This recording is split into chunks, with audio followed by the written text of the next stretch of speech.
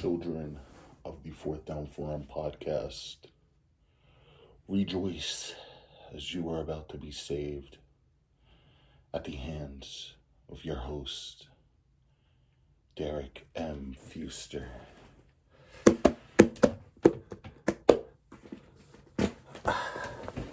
Ladies and gentlemen, boys and girls, welcome to episode 28 of the Fourth Down Forum podcast. Now, I know. Shock drop. Wasn't planning on doing episode 28 as a Bash in Berlin recap, but my OTC Roman Reigns t-shirt arrived today that I won by Chairshot Sports. So shout out them. I've won 2 contests from them now. Love to see it. But what are we going to be recapping today? Exactly as I just said. We're going to be talking about Bash in Berlin. I'm going to be giving you what I think my thoughts and predictions are and what my results are going to be. Sorry about that, y'all. Also, welcome to your Fourth Down Factory, V2. Why do I say V2? Well, for those of you who know, who follow the community page and follow the channel, I was in the process of moving. We are officially moved into the new location, but for those of you who have been with the channel, I should say old location because it is one of my previous living locations, and that's all I will say on that matter. But without further ado, let's get into episode 28. So, what matches are going to be on the card? Well, you got the King General, not the Ring General, the King General, Gunther, is going up against the Legend Killer himself, Randy Orton. Now, who do I think is going to win this match? Well, you never know with these overseas crowds because, one,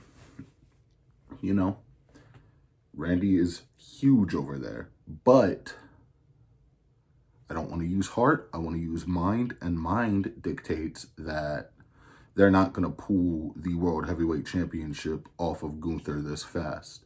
So with that said, give me Gunther winning the title, retaining the title, not winning, he already has it, retaining the title. And I feel like that might be via distraction by like Ludwig Kaiser.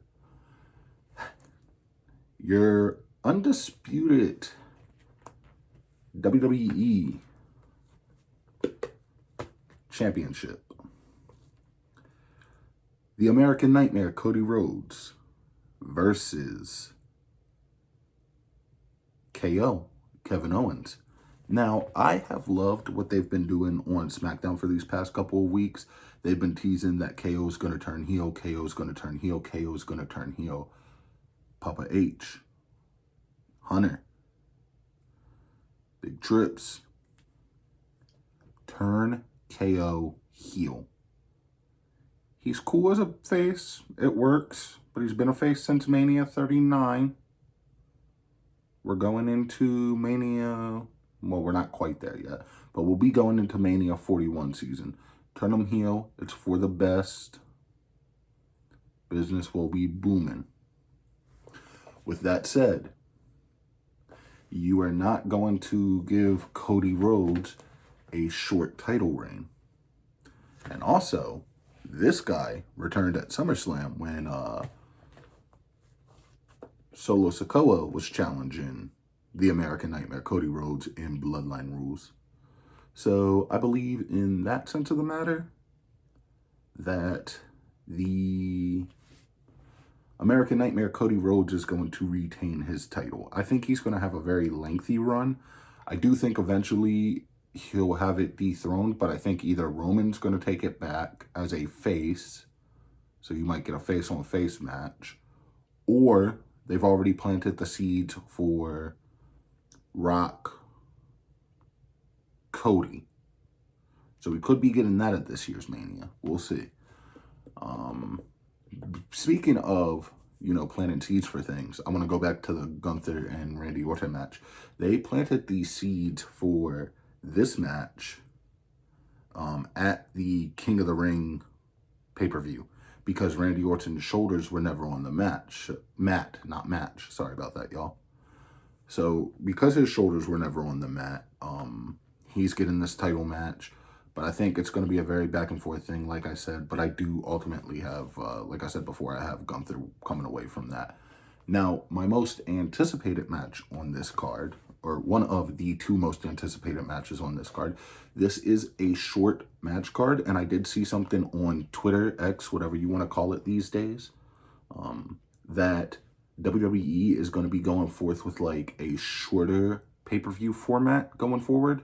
That way they can stack like Monday Night Raw and Friday Night SmackDown, which makes sense because Monday Night Raw is going into their TV deal with Netflix starting in 2025. So you think about that, you're like, yeah, Netflix is a huge, streaming service. You're going to want to have all these, marquee matches that you can put on there. That's not to say like your big four. SummerSlam obviously was loaded. Survivor Series will be loaded. It will probably be War Games if I had to take a guess. I think that's the traditional match that's been happening in place of your traditional 5-on-5 Survivor Series match. Then the Royal Rumble, obviously. You're going to have your Royal Rumble, men's, women's. And then some like world title matches or title matches. And then, of course, WrestleMania is always going to be loaded, stacked. It's the biggest show of the year. Of course it is. But that being said, my most anticipated match on this card, CM Punk versus Drew McIntyre in a strap match. Now, this match is exciting because for those of you who follow WWE, which some do, some don't, cool. I'm not here to judge. For those who follow WWE, CM Punk and Drew McIntyre have been embattled in a feud since before WrestleMania, I want to say. Drew McIntyre won the title at WrestleMania in a match with Seth Rollins. CM Punk hurt him. Damian Priest cashed in on him. Damian lost the title at SummerSlam. They had a match at SummerSlam. Seth Rollins was the special guest referee because he cannot stand the ego of any of these men. And CM Punk let his emotions get the better of him. And I say this being a CM Punk guy. Like, y'all that follow the channel know I got the CM Punk AEW t-shirt. I followed him his first run when he was with the WWE version of ECW. Followed him when he returned to AEW, and I'm still following him now. But he let his ego get in the way, and Rollins, got into it with him, and Drew ended up winning that match because of that. Now, Big Bronson Reed has taken care of the Seth Rollins problem to write him off of TV for a while. So I feel like they did that as a way. It could be storyline. He could have not been all the way fully healed from his original injury that he was rehabbing. So that might have given him more time off for that.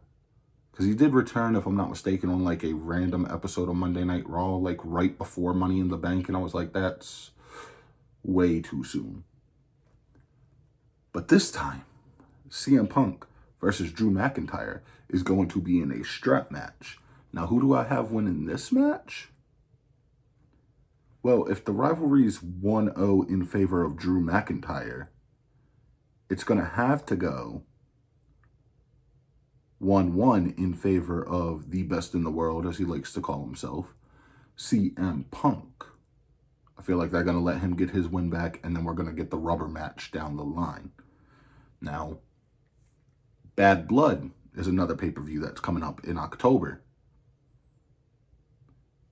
You could gear towards that, and you could make that match, as long as you don't plan on having either of those guys in, like, War Games. Book this ASAP No Rocky. CM Punk versus Drew McIntyre at Bad Blood in Atlanta, Georgia. Hell in a Cell. Finally, the second most, or maybe for some it's the first most anticipated match on this card.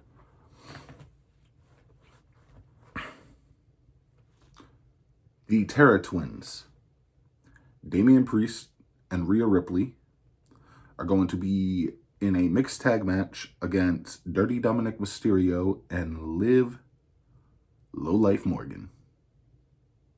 So, let's talk about how this all came about and came to be. Liv Morgan vowed to take everything that Rhea Ripley loved and cared about. She ended up taking the women's title because Rhea got injured. Becky ended up winning it. Becky and Liv had a match. Liv won the title. Rhea comes back after Liv helps Dominic beat his deadbeat dad, Rey Mysterio. I'm not saying Rey Mysterio is a deadbeat man to GOAT personally, but his words, not mine. In a match, it might have been a mixed tag match if I'm not mistaken. I think it was Selena Vega and Rey Mysterio versus Dom and Liv. And yeah, that happened. And then, Liv went in for the kiss. Dom was about to reciprocate, and then Rhea Ripley's music hits. Sorry about that, y'all. This room gets hot with no fan on, so, music hits. That's how Monday Night Raw ends, with her getting in the ring with Dom. Match is made official for SummerSlam. Liv Morgan versus Rhea Ripley for the Women's World title. Match happens. It's a great match. Opens up SummerSlam. Rhea's got a chair at one point in the match. Dom takes it. He's like, "What are you doing? You're going to get yourself disqualified." Rhea goes off. She's like, "You know what? You're right. Dom, the dirty bastard," which we should have seen coming, right? We should have seen it coming. He slides the chair to Liv Morgan to help Liv Morgan retain the Women's World title. So Liv Morgan now is in the Judgment Day. The new Judgment Day contains of Liv Morgan, Finn Balor, and before we get any further into that, let me explain why Finn Balor is still in the Judgment Day and Damian Priest is not. Remember that world title match I told you about that happened at SummerSlam between Damian Priest and the Ring General Gunther? Yeah. Finn Balor ended up costing Damian that match by putting Gunther's foot on the rope to force a rope break. And then he looks away, he's all devious. So your new Judgment Day is Dirty Dominic Mysterio, Liv Morgan, Carlito, JD McDonough, and I feel like there's one missing. So Dominic, Liv, JD, Carlito. I'm going to feel dumb as hell once I realize who that was. It might just be 4 right now. Yeah. But anywho, because I'm drawing a blank right now if there's 4 or 5 members. Anywho, who do I have winning this match? Well, you had them both lose at SummerSlam. You got to have them get momentum going into the next pay-per-view. So give me the Terra Twins, Rhea Ripley, and Damian Priest winning this matchup. I feel like the Judgment Day is going to interfere. But then on that other same hand, I feel like the LWO is going to interfere because of the segment that just happened this past Monday night on Raw. So for those of you who missed it, Rey Mysterio was in the ring. He was with the LWO. He was talking like, "Oh, Dom, you're this, you're that. At least when you were with Rhea, somebody in that group had a pair of balls and it sure as hell wasn't you." And I'm like, damn, let Ray cook. So I feel like down the line, and I was talking to one of my buddies about this, I feel like down the line, we are going to end up getting the LWO and the Terra Twins versus the Judgment Day. Now, there is however many members in the Judgment Day. Like I said, I was drawing a blank. I know majority of them. And once I get to like the note part of this, if I missed a person, I do apologize. That's in the Judgment Day, and I will put it in the description of the video. But I feel like it's going to be LWO, so it'll be Ray, and it will be one of the other 2 guys, or both of the other 2 guys. And then it will be JD, Finn, Carlito, and Dom. There you go, there's 5 because of Liv. There we go. So yeah, I feel like that's going to lead to that. Maybe a War Games match, but I feel like War Games is going to be saved for your OTC. And I feel like we're going to get Babyface Bloodline versus Heel Bloodline 2 Electric Boogaloo. But that said, those are my thoughts and predictions on Bash in Berlin. There is also a NXT pay-per-view coming up. I believe it's No Mercy. The only matches I know about on that card is Joe Hendry won the #1 contendership for Ethan Page's NXT title.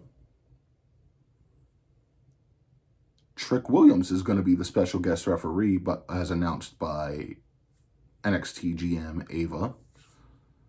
So that will be exciting to see how that plays out. Maybe somebody turns heel. Trick might sense a bit of jealousy because he's not getting a shot at said title. Do they take Ethan Page's reign and make it this short? The world may never know. And then, speaking of Netflix, we talked about that earlier in the show.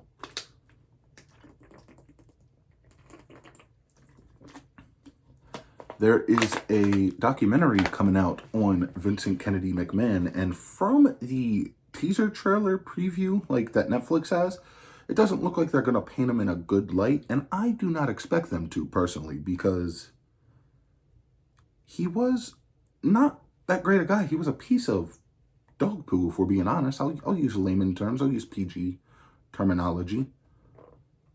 But, ladies and gentlemen, let's talk about some stuff coming up on the channel. Hit them with that NWO good talk. Nah, I'm playing.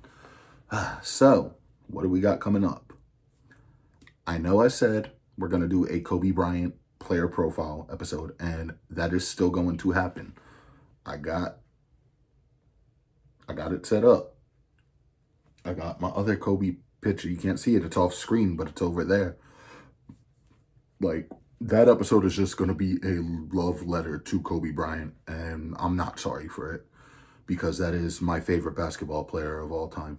And that's something I can talk from the heart. I don't need a script. Wrestling is also another thing I can talk from the heart. Don't need a script for it, but like my favorite players, I can be like, hey, this is what I think. This is the player they were. This is where they went. This is what they did. This is how many championships they won. Things of that nature. But yeah, we'll be doing the Kobe Bryant player profile. Your college football episode was originally supposed to be a preseason AP top 25 rankings, but because of how late I was able to get around to college football stuff, we're going to recap some of the week 1 games that have been going on. And then I will give my prediction if I can get the episode out before Sunday. I'll give you my prediction on LSU's opening game, or I will give you the aftermath of LSU's opening game. I might just wait for the whole slate to be done and over with.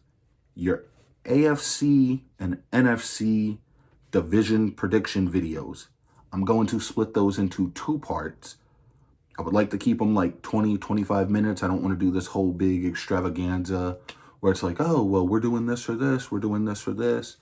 Because, I could sit there and do that, but I get more content out of breaking these stuff up into 2 episodes. So that's coming up. I wasn't able to do any of the fantasy football draft. Oh, I lied. Time out. We did a fantasy football draft last week with Michael.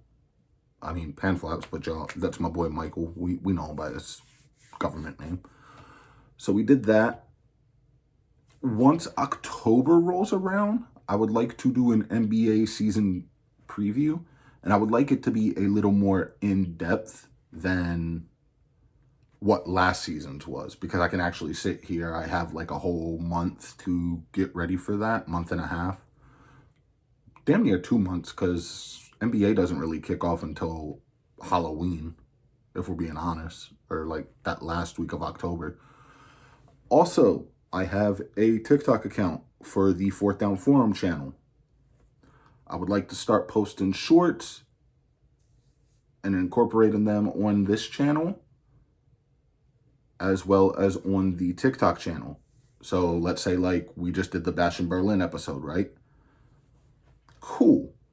But let's do like a current WWE blind ranking short. And then I upload that to the channel because shorts are the way of YouTube these days, as well as, podcasting.